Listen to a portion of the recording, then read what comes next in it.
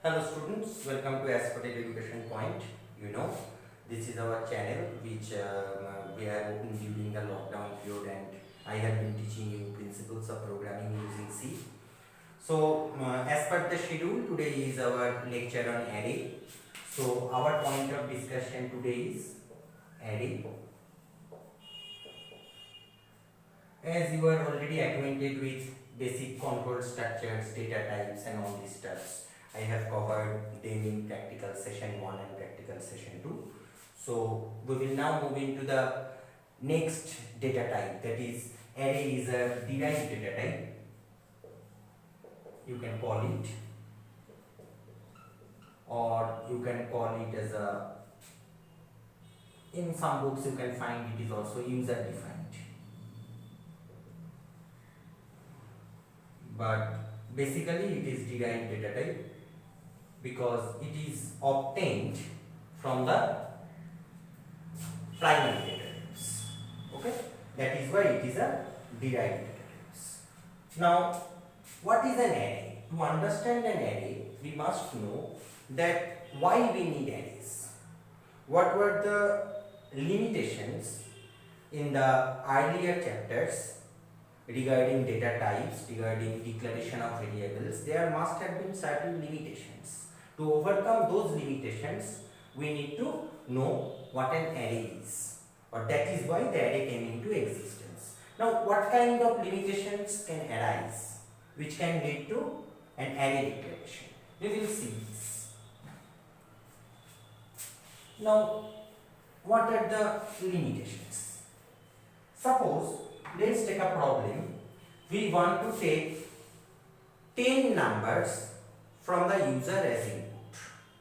Now, if we want to do this in conventional scheme, that means until whatever I have taught you, how you will declare these 10 variables? These 10 variables are to be declared in int a, b, c, dot dot up to j. Then to input these numbers into the memory, you have to use scanf %d this 10 times. That means how many times %d should have been written? 10 times, because we have input 10 integer variables and we have to scan each of them to place them in memory. That means %a, %b, dot dot up to %j. So this is not a syntax, this is just to make you understand that if this particular thing is to be done without array, without the concept of array, how we would declare this? We would have to declare it like this. But this is very bad practice. That is the limitation. Okay, this is a very bad practice. Why this is a bad practice? The programmer has to keep in track so many variables like a, b, c, d, e, f up to j. But what is the similarity among all these variables? There are certain similarities. The similarity is that a to j all are integers. Now, if there is a possibility that we can declare them at once, instead of declaring them separately as 10 variables, if there is a measure so that we can declare them in one go and all of them will be integers, then is not it fine? Obviously it's better. Then we have to declare it once and then we have to scan it only once. Now for that, array came into existence to replace this kind of stuffs. Okay, but when you encounter this kind of problems, then you understand that you need to declare an array.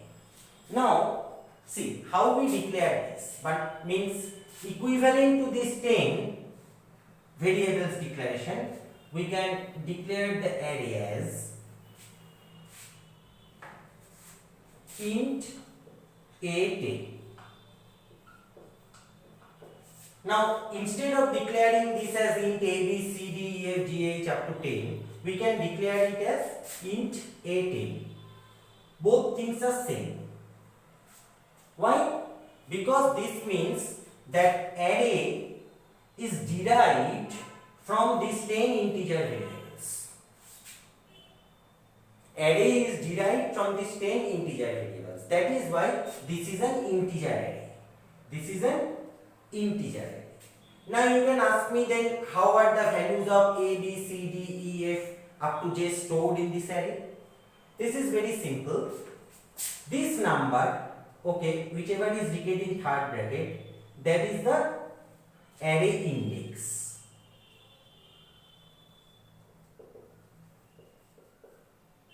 Okay, and the name preceding this, that is the name of the array. That is the name of the array. So, based on this, we can say, based on the number which is written in the index, we can say what is the size of the array.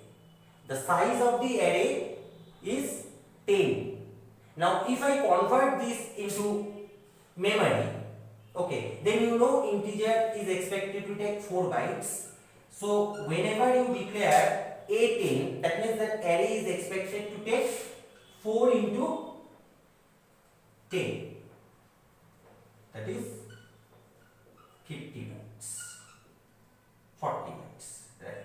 Should not be 50, 4 into 10, that is 40 bytes.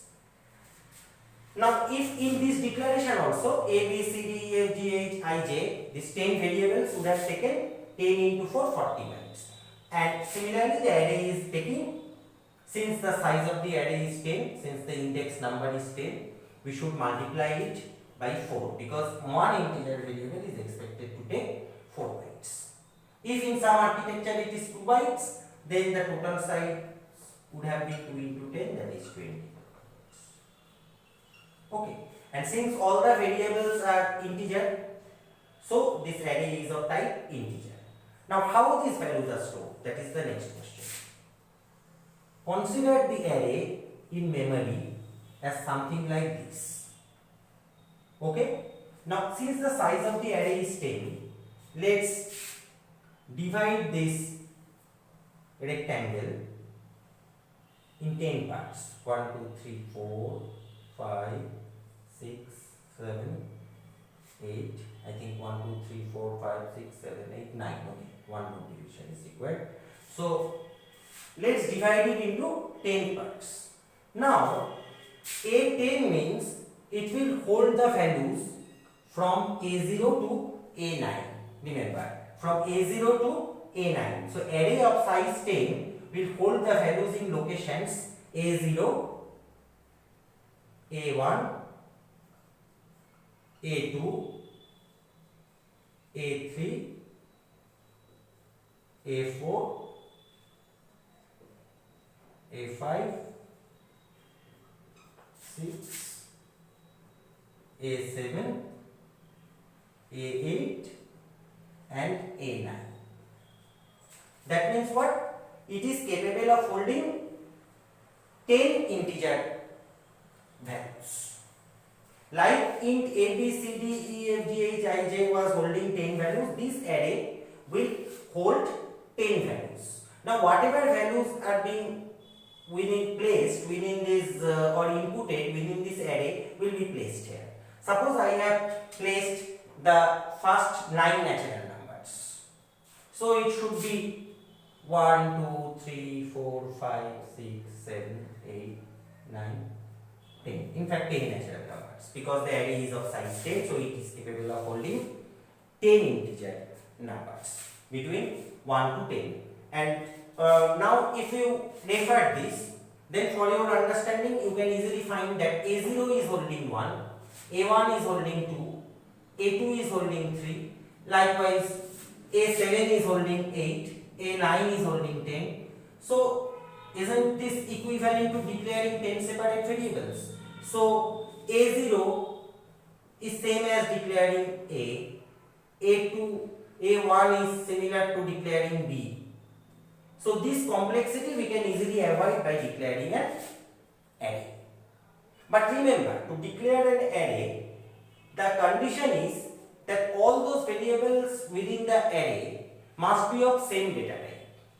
Means you cannot hold something like this. Means say you have the values also 2.2, C, D, 1.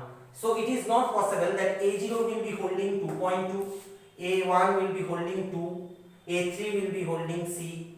This is not possible. Why? Because this array is of type integer. Only you can club integer variables together. You cannot club other data type. This is float data type, this is character data type. So this you cannot put inside an array.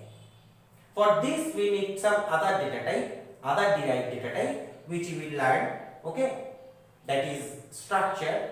I will discuss this later. To hold different types of data types, there is also provision, that is structure. But this is array, and array holds only similar kind of data types. In our case, we have 10 integer variables, and array is equivalent to int a10 is equivalent to declaring 10 integer variables. Similarly, if this was float, then this array declaration would have been float. Okay, this is how arrays are stored in the memory. Now, how to input these values? I will write a simple block of code here, just to make you understand that how you input values in an array and how you print those values. Suppose within the main I am declaring an array of size 5.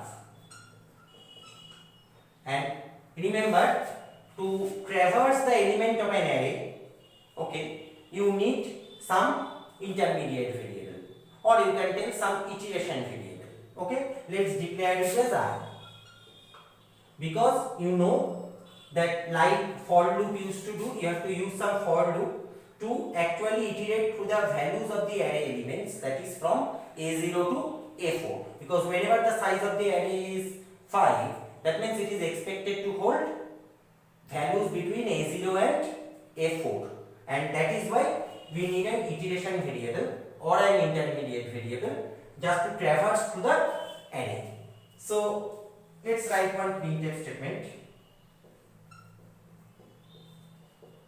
Enter 5 integer values.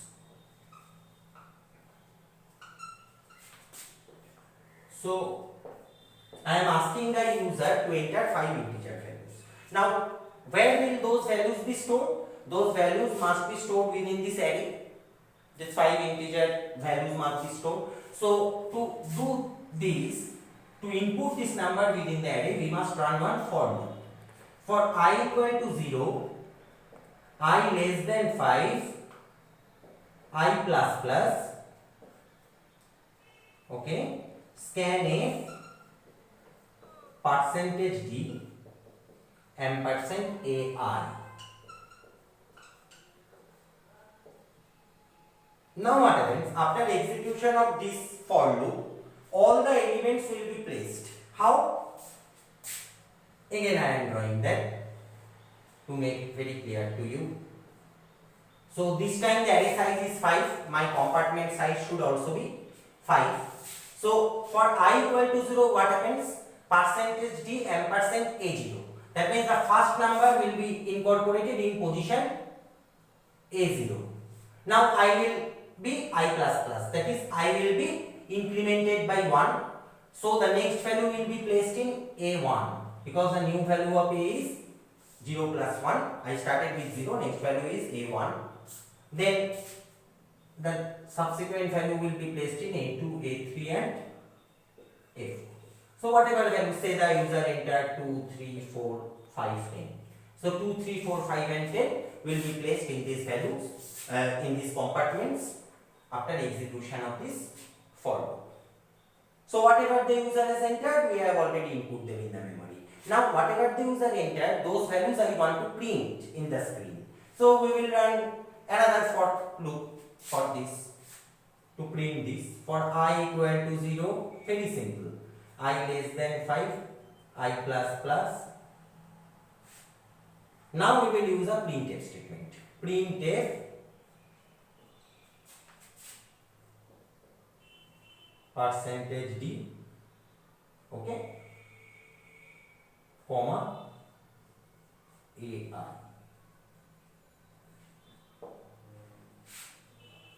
So the next for loop is present, closed, and this main function is also closed. So what will happen in the next for loop? From I starting from I equal to 0 to less than 5, that is 4.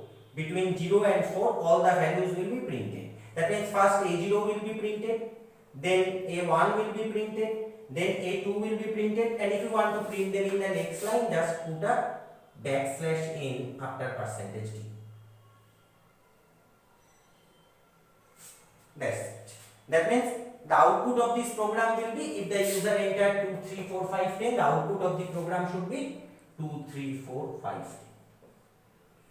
Because whatever values was entered here, that value is being printed here. Okay.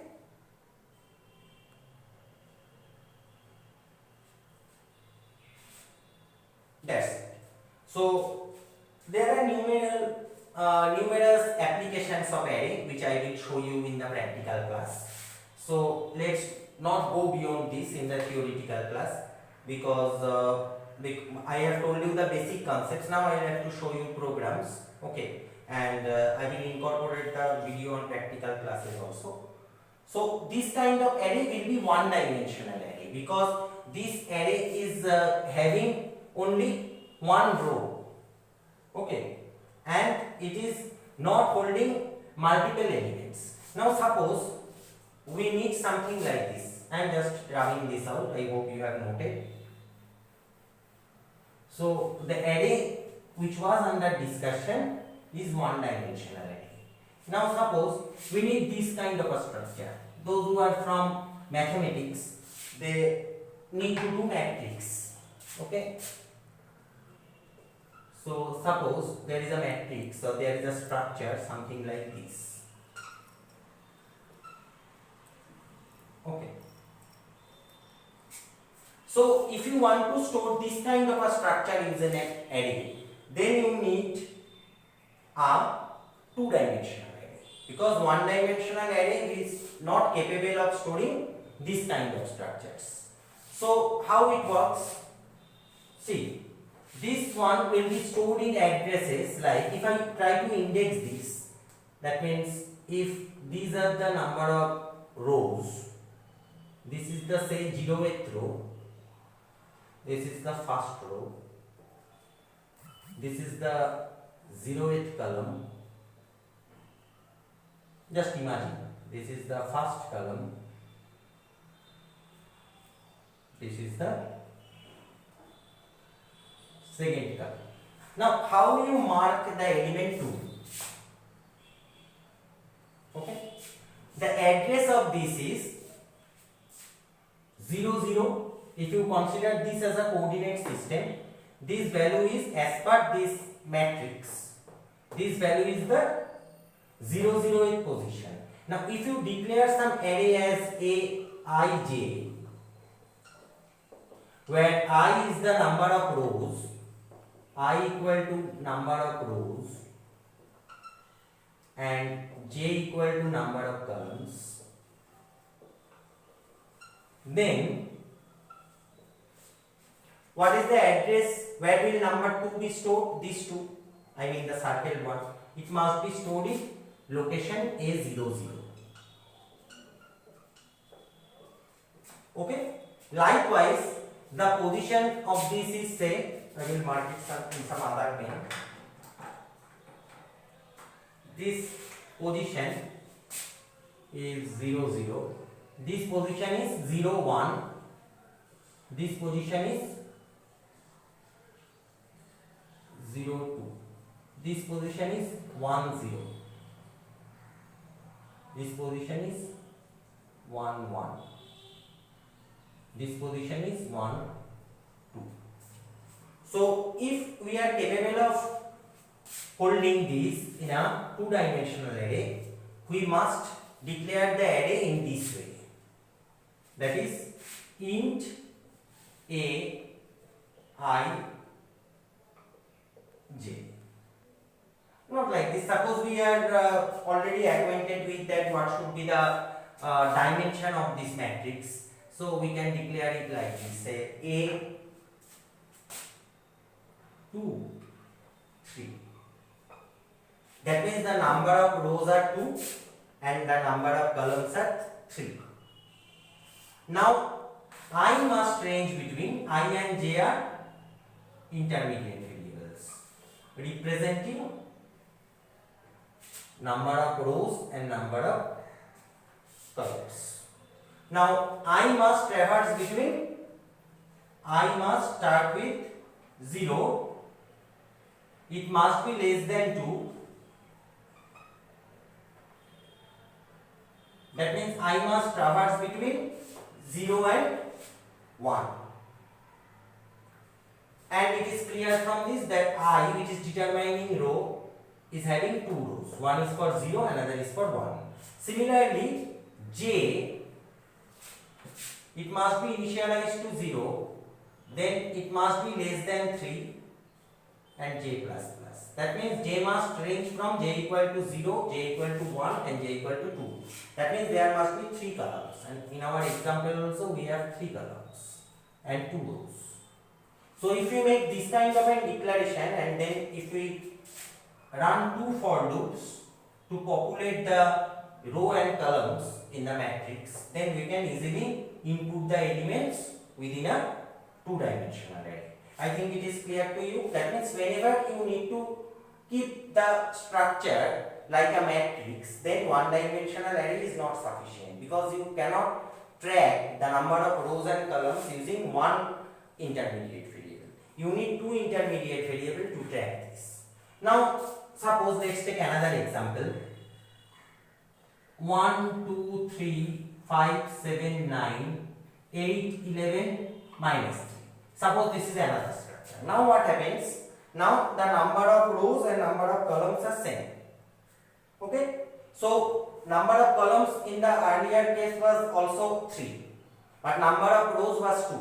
But here the number of rows has increased by 1. So it is as simple as that. In this case you have to just declare the matrix as A33. The 2-dimensional array will be declared as int A33. And what is the fate of the iteration variable I and j? Now j is fixed because the number of columns has not changed, but the number of rows has changed by 1. It has increased by 1. So we will just put it 3. Rest is same, because now the intermediate variable will traverse from 0 and will end with 2. 0, 1 and 2. Now this way, that means that column is intact and we have entered the row is added there. Okay.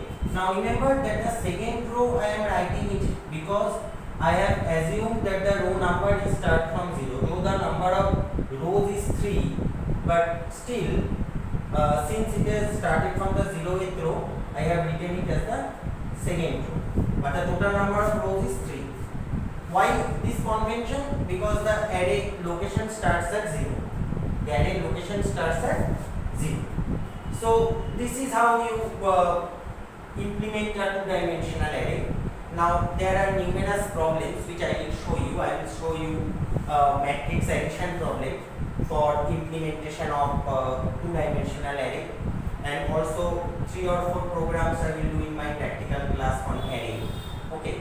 So stay tuned. I hope that the preliminary concept of array and 2-dimensional array is clear to you.